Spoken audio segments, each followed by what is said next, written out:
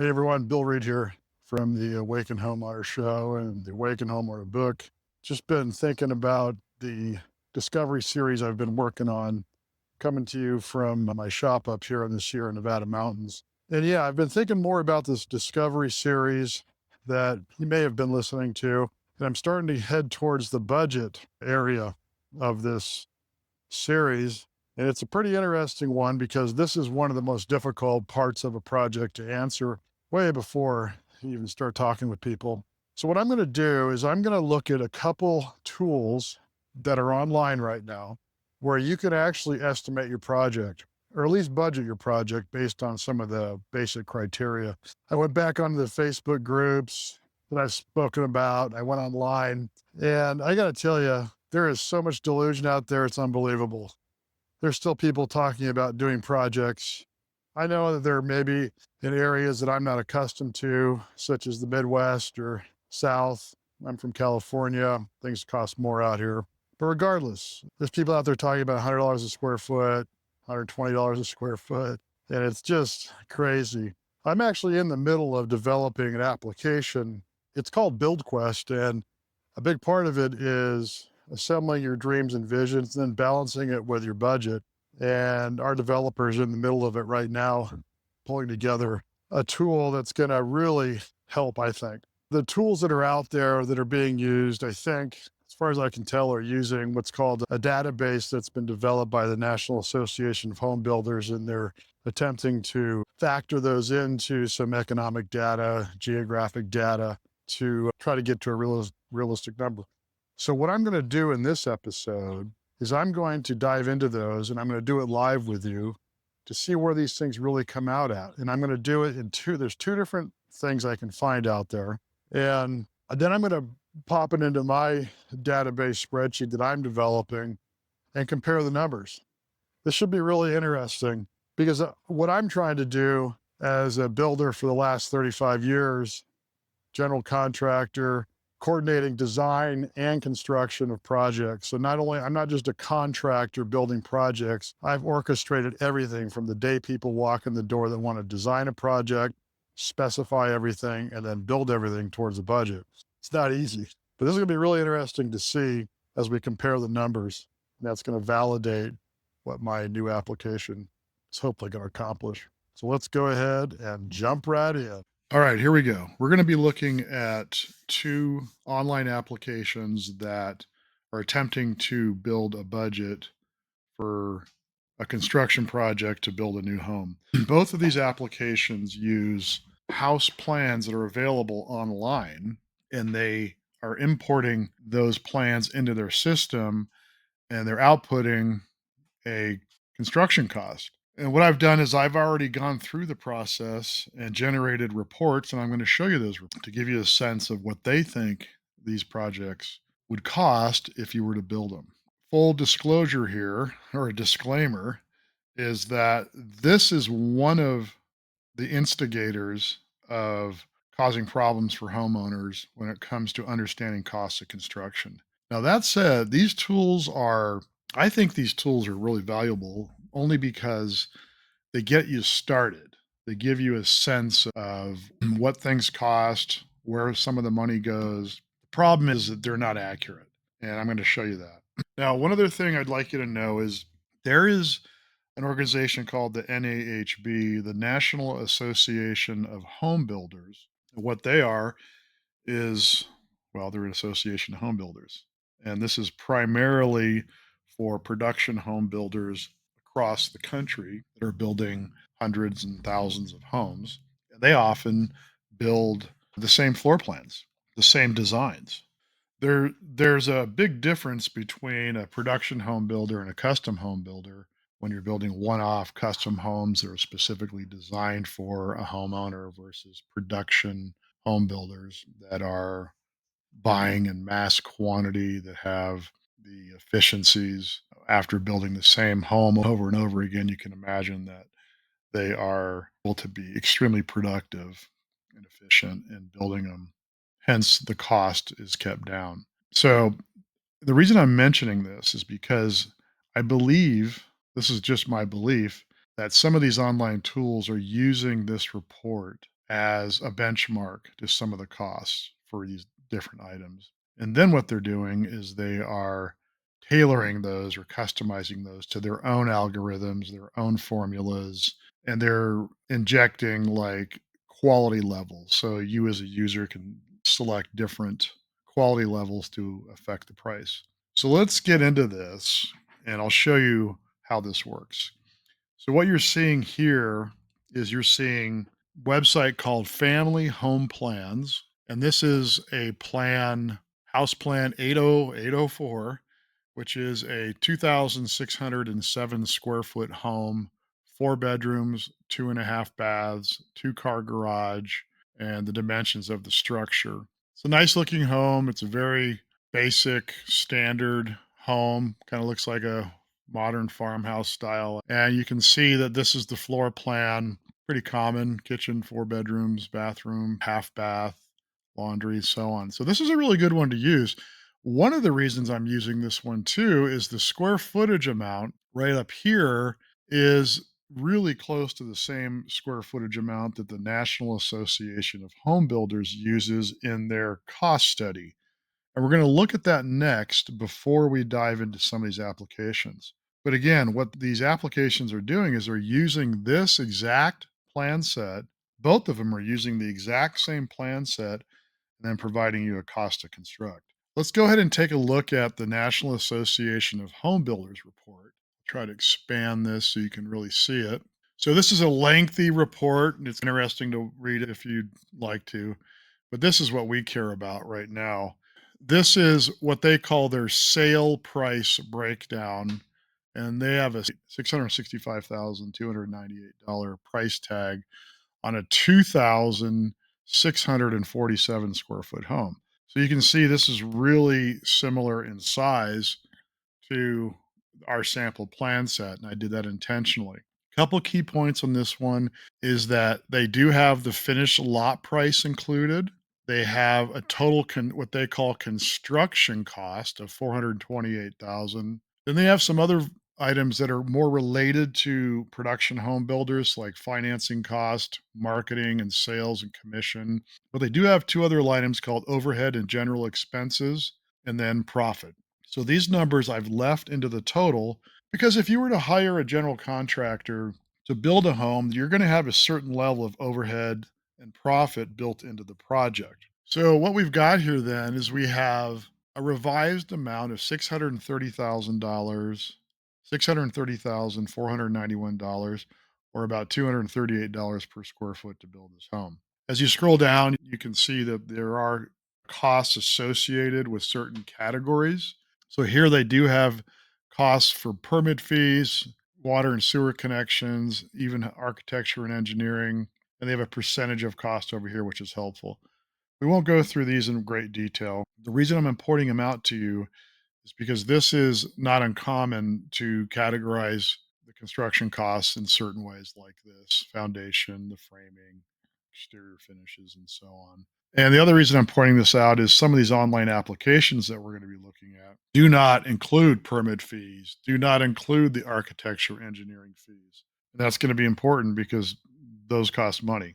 In this case, the building permit fees and the architecture engineering fees, for example, are extremely low for a normal custom home. But of course, this is, again, a production home builder. So they have different avenues to control costs. Anyway, this is the total project of 428,000 construction cost, and then you have to add in the lot. They have a $91,000 value for the lot and other elements that bring it up to $665,238 per square foot. So that's an idea for a 2,600 square foot home. They spend this much money supposedly. This is after interviewing several, maybe 100. I don't know how many builders they interview, production home builders, but these are the values that they've come up with. So let's get out of this one for now. So the first one we're going to look at is called Start Build. And I kind of like this application for a few reasons. One is they have some flexibility built into it. So a user can go in and edit the numbers and fudge the numbers a little bit to tailor it to more what you think the budget would really be off of their values that they've come up with. So you've got some flexibility in there to massage the budget. So what's cool about Start Build is we can literally take this link up here and we can right click it. Oops. We can right click it and say copy. Sorry, I have about three different monitors going here. And then we can go into their budgeting tool that they have. Oops. Sorry, give me a minute here. Let me just pull up their site and how you start with their application. So this is how their website looks. And you can literally drop the link here and it will actually find the plan set online. You can see right here, which is cool. And then they'll use that information with their little magic wand. They pull all of the data out of here that's important to do budgeting and they generate a report. It's pretty cool. So I can hit go and then up comes some more choices to generate a more accurate report. In this case, it's asking for your zip code. The zip code's important because geographic data, economic data based on regions can affect the cost of labor, sometimes materials, although I'm not sure about that and why roofing materials would cost more in Reno, Nevada versus California, et cetera. And I'm going to show you that. So you enter in your zip code, you enter in some variables here about the foundation type, and then you can select your quality level here, which is nice. So good, better, best, or what they call custom. So in my samples that I'm going to show you, I selected the better option as kind of a mid-grade option. So you do all that, and then you purchase your report for this specific plan set. So now let's take a look at their report. Here's their report, and you can see here's the zip code. Now, the zip code I've selected is in Northern California in an area called Silicon Valley. You've probably heard about. And that's where I'm originally from and where I did most of the work, most new construction remodeling work. And this is also a more expensive area to build in and live in. So that's why they've done it this way. Is you can pick your own zip code, and that will influence the numbers. And then you can see I selected the better class. So again, this is the same this is the same statistics, the 2,607 square feet, blah blah blah. So we'll go through. Now, what they've come up with is or what I've come up with is $250 cost per square foot with $100,000 land allowance. It does include soft costs and permits. So sorry about that note there, but it does include soft costs and permits. And we'll just glance through that. So up here, you can see that they have plans and architects, $6,400, engineering, building permit fees. This is all soft costs. This is the money you spend before you even break ground. And then it gets into the construction aspects. And you can see it's organized pretty similar, although it's not the same. It's similar to what the NAHB report that I showed you earlier does. And what we care about at this particular juncture is what their construction cost is plus the lot coming up to 652 a 95129 zip code in a mid-grade home. So what that means is about $250 a square foot. So that's called start build. And it's a good start. What I can't show you today is how you can massage the numbers. You can do that on your own if you decide to buy a report from them. And then you can go in and play with the different numbers and create a more accurate budget. But you still have to have a knowledge base. Actually, I can show you that. So here is start build. Here's that particular project. You can see I can add decks. I can change the lot amount. And then this is where you can type in, like, for example, $6,400 for architectural fees for this entire project is probably not enough.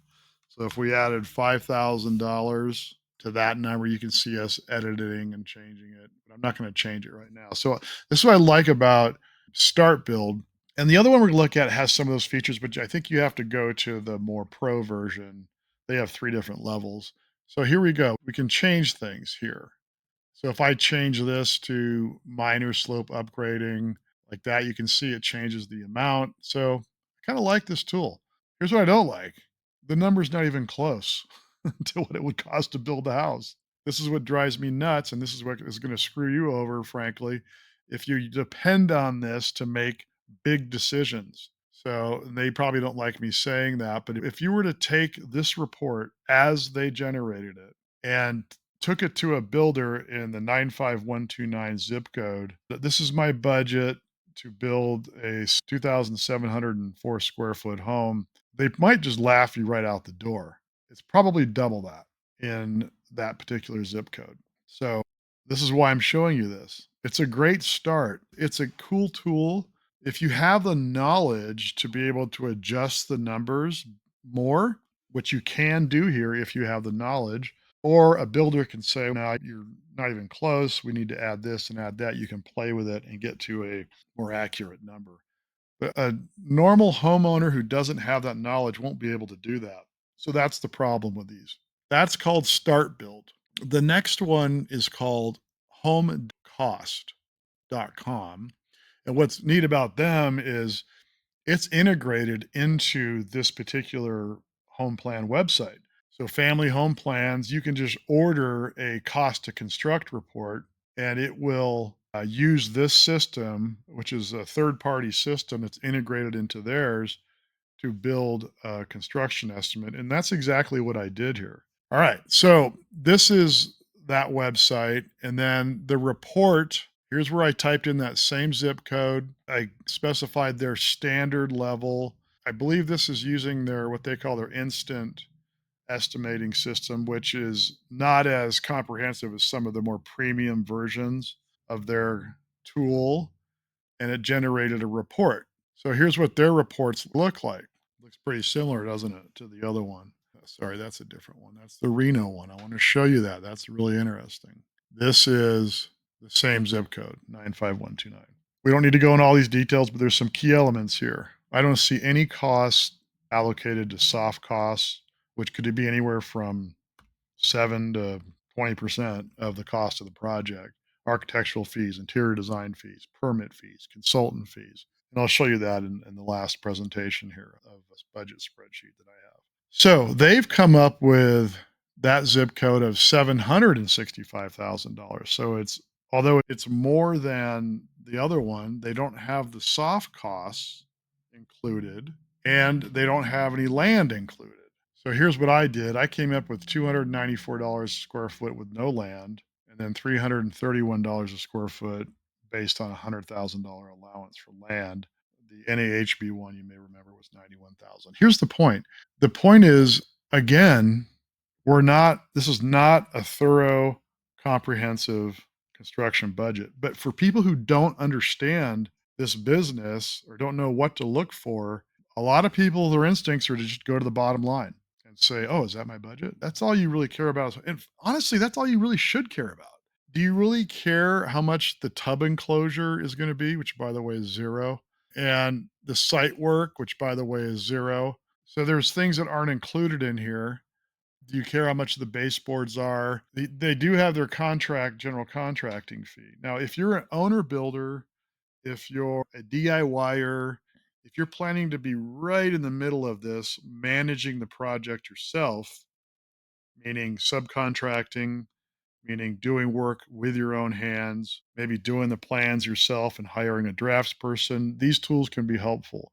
And if you were to do that, you probably would want to invest in the more premium versions of this application so that you have the flexibility to add things, change things, and create budgets that are more accurate. This, again, is that instant version. So, this is the problem I have with these. There's no way that a builder would build that house in that zip code for that money. There's no way. It would never happen. I've built there for 35 years. It's not even close. It's probably close to double. Okay, 50% more, 70% more, whatever. It's not even close. So that's the problem. Now, there's another thing I want to show you that's with this same report. You can enter zip codes in. And what I did is I entered a different zip code for the same exact plan. And they came up with, for that valuation, they came up with $552,000 versus $765,000 in the Northern California Silicon Valley zip code versus 552 in Reno, Nevada. I am now close to Reno, Nevada, where we've relocated our business and our residences. And here's a problem I have with these. Alls they've done is they've added a percentage across the board, every single line item, both in the labor column and the material column. So you'll notice that every single line item is different. There's no real smart factoring here. They've just added a percentage, and they've probably used some general economic factoring and geographic factoring to come up with a revised amount. But here's the problem. Does a sheet of drywall cost more in Reno than it does in the Bay Area? Maybe, but is it double? Is it 50% more, 38% more, whatever it is? The material aspect of this thing is not accurate. So I don't think it costs, even though the 95129 zip code is not enough, the more expensive territory. This is not enough either, and it's distorted by the way that they've created this. So you can only go so far with all of these standard algorithms and factoring to get to an accurate cost. So that's what I believe these are doing. I don't know for sure. I don't know the technology they're using, but when I start looking at the NAHB data, I start looking at 2 different applications coming up with very similar numbers and very similar formats. I got a pretty good idea what's happening here. But none of that really matters because this is the problem. You can't build this house for this amount, a custom home. Now, if you're a production home builder, maybe you can. I still don't think they can, honestly. And you'll also notice, like on this one, there is no site work, there is no land costs. So this one here is 294. This one here is $211 per square foot. So this is why I'm showing you this, because as a homeowner, when it comes to budgeting, there are tools like this out here that you can play with. I've talked to homeowners that have used these. They gravitate towards the dollar amount, the total dollar amount, to see if they can afford it. If they think 700,000 is a possibility, and they start hiring architects and contractors, and they start going down that path, paying tens of thousands of dollars, and then come to find out that it's $1.1 million, not $700,000. This is the big problem. Then you compound that with all of the people on Facebook groups that are talking about how much it costs to build their home. I paid $125 to square foot to build my home. I paid $200 a square foot to build my own home. I think that is one of the biggest delusions out there. There's people talking about, but then you'll see messages right after that saying, I don't believe that I spent $400, I spent $500. So it's all over the gamut. So what I'm trying to accomplish is I'm building this application, not just a budgeting application, but I'm building an application for homeowners, not contractors, not designers, although it's going to turn out to be a great tool for designers and contractors, mostly designers. This is directed towards homeowners to, and part of that will be a budgeting, but it's not going to be a budgeting tool that is how much your baseboard costs or how much your framing costs. It's going to be a tool to give you a more realistic sense of how much it's going to cost to build the home. And that's all, as a homeowner, I think you should care about at the early stages of planning, to understand where you're going so that you can convey that to potential architect or maybe your contractor if they also do the design. So what I'm going to do again, one of them was called startbuild.com. You can see it up here. And one of them was called home dash cost. And you can go in there and play with these tools. What's really cool is these online home plans that are out there at least can give you a sense of the style that you like, the size of the home, the configuration. And that's another way, unrelated to our conversation today, but that's how you can start managing your inspirations. And then you can use those plans to maybe capture a budget of some sort. And then when you have that budget in hand, take it to a builder or an architect and say, I love this house. I want to make some changes, but I ran through the cost report and I came up with $700,000. Do you think it's realistic? That's who really matters. And a contractor or a home builder really has a better grip on the cost, even more so than an architect, unless an architect has been involved during the construction and during the bidding process, which some of them are. It's called a construction administration. and they'll have a good sense if they're involved at that level. So that's where we're at. Now, the next thing I'm going to show you is a spreadsheet tool that I'm using as a baseline for an application I'm building. So I'm sharing the progress of what I'm doing. This application's in development now, and it's not just a budgeting tool, like I mentioned. It's going to be one of the components of this tool for early planning on projects so that you can set expectations. This tool called BuildQuest is going to start with picking your home, setting up the project, picking your square footage and your rooms that you want. Then it's going to get into what's called vision spec. It's going to help you gather inspirations based on, then it gets into a budgeting tool, and then it gets into how to find resources to help you design and build a project. So that's coming. That's in development right now. But this is a spreadsheet that I want to show you that you can see here that I've entered in 2,704 square feet at $400 a square foot, not 200, not 250 or whatever it was.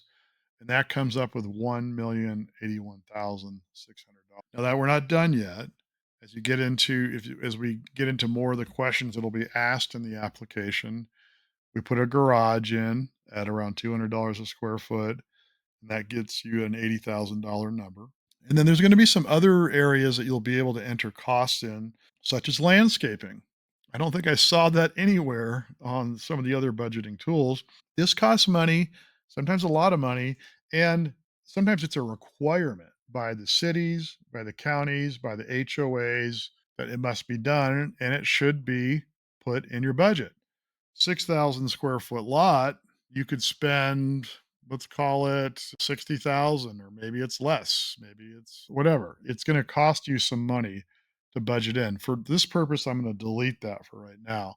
Now we're at 1.161 million for this house, and then you've got the design fees. The cost of design is a real cost. There's different ways that you can manage this design, and no matter what you do, you need a design, and the lower the quality and thoroughness of the design and the specifications, the less you're going to meet your expectations. And most importantly, the more change orders and cost escalations and schedule delays that you'll have. So I want you to keep that in mind when you're thinking about a project. Now, you can search all day and night online. And I've also studied this myself because in my business, I operated what's called a design build business. I employed my own design staff and my own construction staff. I have a separate design contract, and I have a separate construction contract. And I've been able to analyze that over the years of what the percentage of design fees are relative to the construction costs. And I have a number in here of 6 to 12%. And that's a big range because a simple project is a lot easier to design than a more complex project. Pretty simple. So I put in the low amount here. People are out there claiming that they're doing it for 2% or whatever. So you saw some of the architectural fees out there that were 6 and 7,000 on some of the reports that we looked at. So I'll put 2% for now. And then you will have to hire some consultants to do your work. Even if you buy those plans online, you can't print out those plans and run down to the city and get a permit. You need a site plan. You need what's called MEP, mechanical, electrical, plumbing plans. You'll need detailed sections and elevations. Sometimes they come with that, but they're not necessarily thorough enough. A lot more than what is just provided by those online plan sets, but it does give you a good head start. So there's nothing wrong with them necessarily as long as you know what they're good for and what they're not good for. If you want to make changes to those plans, you'll have to hire a designer or an architect to add a room or whatever changes you're going to want to make. But anyway, you're going to need some consultants. It's usually a structural engineer. You may need a civil engineer if the property is large or sloping, or you need special situations such as grading and drainage plans for the county. And there's other soils reports you might need. You need to factor a dollar amount in there for these reports. And I talk about a lot of these consultants in the Awakened Homeowner book under the consultant section, and I put descriptions of what each one of them do. And there's several you can learn about. And then interior design is something that could apply and should apply if you want to meet your expectations, if you want your project to look like all the pictures that you've saved online. So I put a dollar amount in there. Now, an interior designer, remember, if you don't remember, an interior designer is not your pillow fluffer, your paint color picker and furniture buyer, although they do that.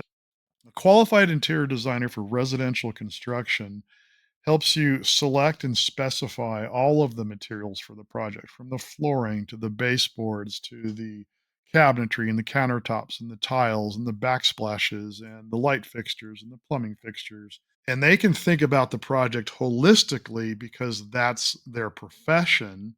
Then a qualified interior designer documents all those materials.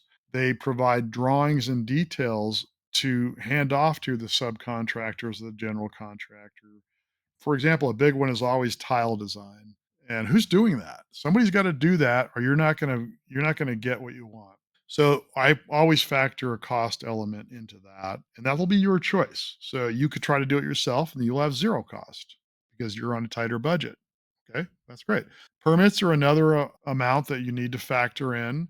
I've analyzed that, and it's probably in the 1 to 3% cost of the construction, enough to at least get some budgeting going here. And you can see what I've come up with. So this same house, same square footage, same garage size, is now at 1.2 million, where the other ones were six and $700,000. And those $600,000 and $700,000 number was not inclusive of some of the elements that we talked about earlier, site work and soft costs and other things that were just not. And then some of the numbers in there were just not accurate or accurate enough. Then, as we get to the budget summary page or summary section, you're going to see I've dropped a $100,000 amount here for land. There's the construction budget that's dropped in from up here. And then we've got the design fees and the permits. And now we're at 1.337 million. And then lastly, I've put a 5% provision in because things change. You might change something. If it's a major renovation, some unknowns might come up. Having a provision of anywhere from 5 to 10% is recommended. And the more complex the project is, the less quality design work, the inadequate specifications. In other words, you haven't made all the choices. If you don't have an interior designer, the higher the provision you should put in, because there's going to be mistakes made. There's going to be things that need to be redone. And a lot of it's going to land on you to get it redone because the information wasn't provided. So now we're at 1.4 million for this project. Pretty much double what that one report was at 700,000. So here we go. That's what I came up with for this project. And in the 95129 zip code, which is the city of San Jose, California, it's not a real high area, but it's right smack dab in the same region of Silicon Valley where Apple headquarters is located, and Google and all of them. And that's all the work that I did for those people. It's pretty damn accurate. In fact, it might even be a little low, frankly. Now, if you're in a region that's not as expensive and you try to do some of these things yourself and you find less expensive resources and you pick lesser quality materials, maybe you might be able to chip that number back closer to that $700,000 number, but not that much closer. Maybe you can pick up 20 or 30%. And now you're still over the $1 million mark on this project that you may have thought was going to cost you $600,000. That's what I'm up to today, is to rattle the cage, shake you up a little bit, and make you understand that all the things you see online, all the Facebook groups you might be in, the online estimating tools don't mean that much.